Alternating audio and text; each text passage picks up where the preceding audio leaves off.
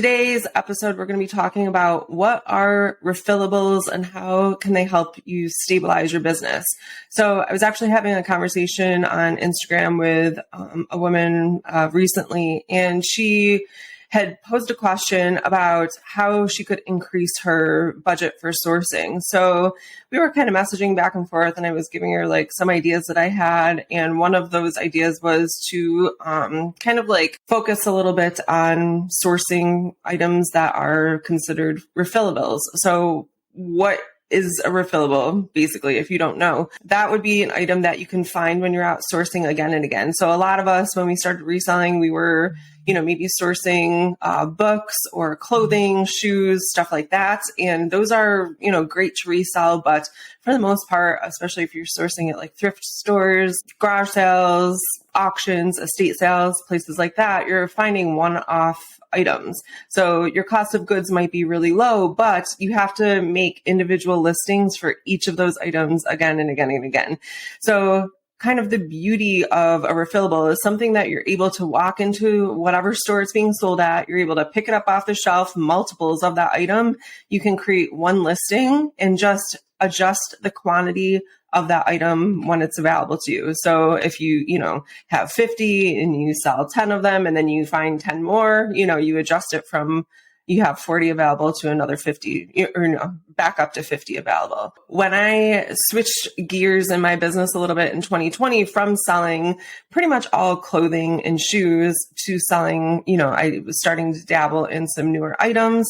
I started to shift my focus and reformat my business, and I built the foundation of my business from there on based on refillable items. Just to give you guys kind of an example of this, it's kind of funny, and I don't know, if you guys use this stuff, let me know. I've actually never met anyone that uses this, but the McCormick seasoning packets, like they're with the gravies and like spices and stuff like that. So I didn't even know that this existed, but it was called the Thick and Zesty Spaghetti. And I think you just mix the packet with water and then like put it on some pasta and it makes a spaghetti sauce. Well, people were losing their minds over this stuff because it wasn't readily available in some parts of the country. But for some reason in my area, I was able to find it pretty much every time I walked into any grocery store, Target, even sometimes in like a Walgreens or CVS, they would have those, packets. So I was actually at a grocery store one day and I used their gravy packets, like the brown gravy specifically. It's so amazingly good. So I was buying brown gravy and I came home and I happened to be talking to one of my girlfriends on the phone later that day. And she was telling me how at their store in a completely different state, a lot of those items in that area of the grocery store, like the seasoning packets and spices and stuff like that, they were just completely sold out and not being replenished. They were having a really hard time finding them. So I was like, well, wait a minute, let me look on eBay and see if they're selling some of this stuff. And I found that the Thick and Zesty Spaghetti, specifically for some crazy random reason, people were just like going nuts over. So I ran back to the store and I bought a bunch of them and I came back home and I listed them. And instead of selling them, individually, one packet at a time, I wanted to make my listing a little bit different so it would be slightly more appealing to people that were looking for this item. So I bundled them into lots of 4. So I was buying them each packet for a little over $1. I think it was like $1.12 a packet. And I was selling them for between $25 and $30 for a lot of 4, which is a pretty good ROI. They're really, easy to store. They don't take up a ton of room. I had them, in a little plastic bin on top of a shelf and super easy and quick to ship. Stuff like that is that's what excites me. I love finding stuff like this. How about you? I feel like people are probably like, how do you even find that stuff? But I think a lot of like why we probably went down that road was the leads group we were in. Because they had like those lists of like grocery items that you should look at, and just knowing that knowledge of, hey, you can find these things in like a local grocery store and then buy them consistently and things like that. Refillables is kind of similar to like private label in a way. So we don't do like a lot of refillables, but we do private label where we're just buying the same products over and over and over again and just replenishing it. And I think what's nice about that is it is one listing. Once you find those items, it's going to save you time. You're going to be a lot more efficient.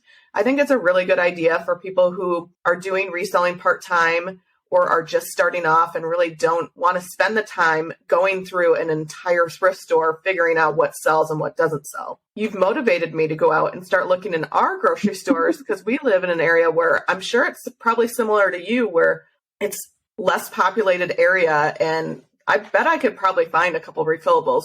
Should be a challenge. See if I can find at least like 2 good refillables in our grocery store, and then I can report back and let you know if it worked.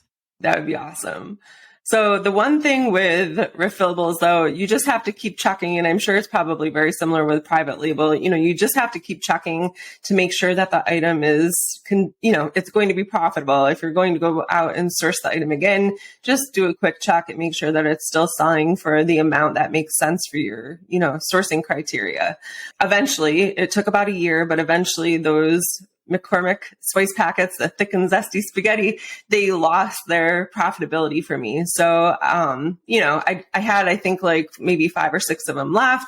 I just kind of sold them for what I could get for that, for them, and called it a day. And I just didn't source anymore. But, eventually things change and maybe it loses the profit. So you just have to, like I said, just keep checking. And as one kind of, one door closes, you have to find another refillable to take its place.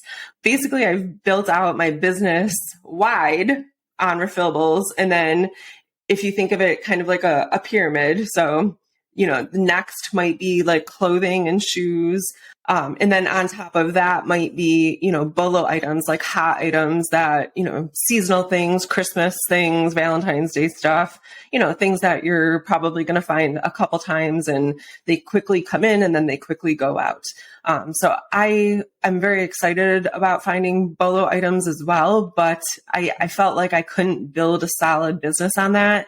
And I couldn't keep chasing those items all over the place. The hunt is so fun and I do love that, but it's just not conducive to like a good solid schedule and keeping me productive and consistent in my business. Especially with the refillables, if you're just finding them at like your, local stores, you still have to spend the time to go out and find them. With that particular item, did you try to contact any wholesalers and see if you could buy it and purchase it that way? I did not, no. Because that's another option too. If you're looking for replenishables, you could do wholesale. So maybe with that particular item, you could go to Webstaurant, I think is one. And there's a couple other like online wholesale distributor websites that you can go to, and then you create an account and then you can purchase through them. So that's like another opportunity for people who maybe don't have the amount of time to be going around and sourcing. And yeah, exactly. And if you find them from a wholesaler, odds are that you're going to get probably a better price than just sourcing it from, a brick and mortar store, which will obviously lower your cost of goods and increase your profit. But if you find good items that will, you can keep sourcing again and again, eventually you can, especially if they're consistently profitable for, like this item was profitable for about a year for me. It got to the point where I could do like a store pickup, and then I got a little bit more comfortable. So I'd have them shipped to me. I'd order enough so I would get free shipping or order items with it. And then it was just getting shipped to my house and I didn't even have to leave my house, which was a beautiful thing. It saved me time, money, gas, all of that. So with refillable items, they don't have to just be from the grocery section. You can find refillable items in different types of categories: toys, cleaning products, clothing basics like underwear, socks, beauty, personal hygiene. I think of it as like, what are the items that people use over and over and over again, and they're going to have to buy them consistently. A really good one to look at is like the deodorant section. If you can find some of those more organic style deodorants, or maybe certain scents that people love and then they get discontinued, then if you can go out and find as many as you can and then bundle them, that's where I feel like you can sometimes make a lot of money with replenishables. I know one of the items that we ended up finding over and over again was these spider tank tops. So the brand is Spider. We would find them at Ross, and we were able to find them. And back then they had them priced at like $5.99. And then we would put them in packs of like 2 because there was 3 in each box. And that would be maybe 6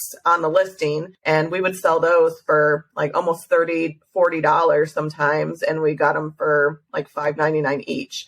So those were really good ones. But then, of course, what goes up sometimes goes down. So those ended up not selling very well. And they started pricing them way higher at Ross. So I think they started pricing them at $9.99, $12.99. And so our profit margins just kind of disappeared. But definitely look at some of those items. Think about what you buy over and over again. And then when you're out at the store and you're shopping already, look those items up, see if you can find a replenishable. Yeah, absolutely. So one of the things that I was telling the other reseller that I was talking to on Instagram, she asked for clarification on something. And I was telling her the reason why I started doing this and why I recommend it to other people as well. So let's say on those seasoning packets, I was selling about $200 worth a month. And then let's say I have another refillable that's like a lotion and I'm selling $300 of that a month and $100 in Oreos, so now I have $600 in sales off of 3 separate items that I'm able to source and find and just adjust the quantity on eBay for every single month. I'm able to, keep these in stock and keep selling them, and they're selling pretty consistently. So that's, a consistent amount of profit that you can depend on every single month. And I think that having a little bit of consistency in a reselling business is pretty important because, our bills for the most part don't change drastically anyways.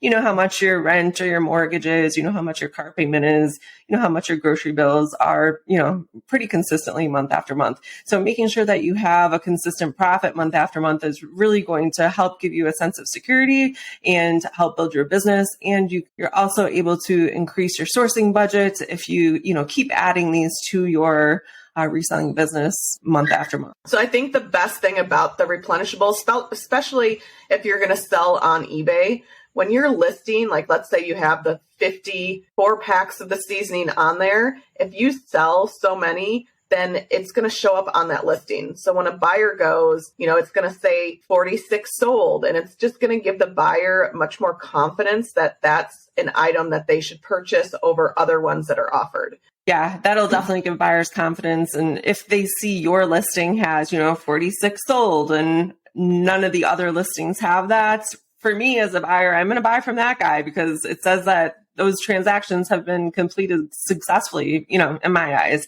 So it definitely gives them, like you said, a sense of security when they're purchasing from people. So I hope that kind of answers some questions. If you didn't know what refillables were, or maybe you're thinking about expanding your business, or you want a little bit more, sense of security in your reselling business, definitely look into this. If you guys need help finding items, or if you want to know if you found an item and you want to know if it's a good refillable item, send us a message, send us an email, and we'll help you any way that we can. All right, guys, that's a wrap on today's episode. Thank you so much for listening to the Paycheck to Daycheck Reselling Podcast. Anything we mentioned in this episode will be linked down below in the show notes or description down below. Be sure to share this episode with anyone you think it will help, and follow us on social media at P2D Podcast. Thanks again for listening. Keep working towards that Daycheck.